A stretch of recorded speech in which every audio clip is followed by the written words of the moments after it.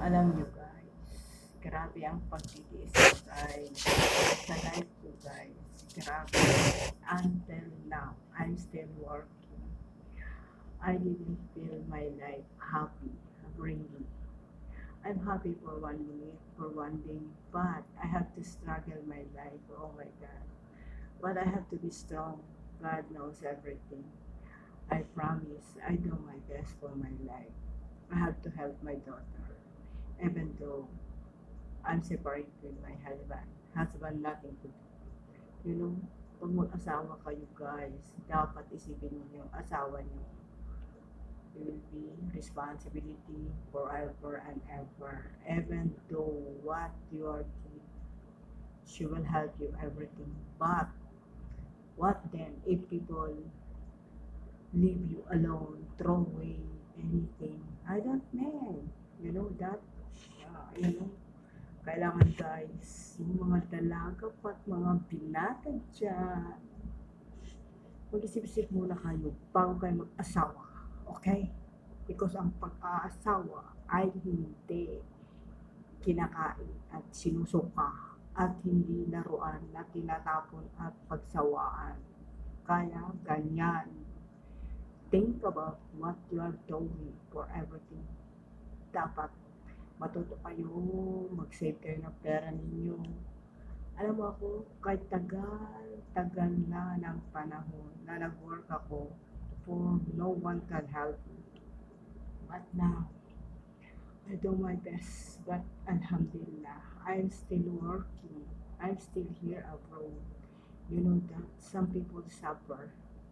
They have a lot of children. They have a lot of money, but they are suffering. They don't have anything to prove themselves. But me, I'm thanks. But me, alhamdulillah. Guys, thank you so much for everything. Thank you guys. Alam mo guys, yung request ako ng mga song sa mga kaibigan ko. Shouty sa lahat ng mga friend ko. But my reality deep inside, I'm tired. It's a fire. You know? Sorry guys. Thank you for everything. But I didn't wrong in my life. Peace. I have peace of mind. Magkipagkaibigan.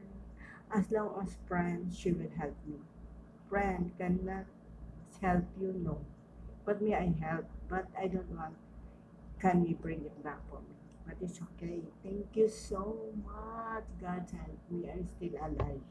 Thank you. Shouty.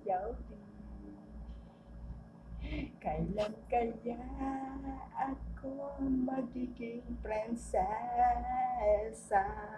Kailan kaya ang puso kong mapasa iyo?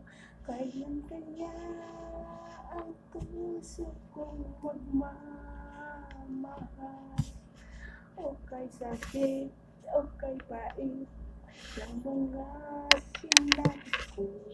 Kailangan magtiyaga talaga guys, magtiyaga guys. Hawang maipon pa kayo, mag-ipon kayo.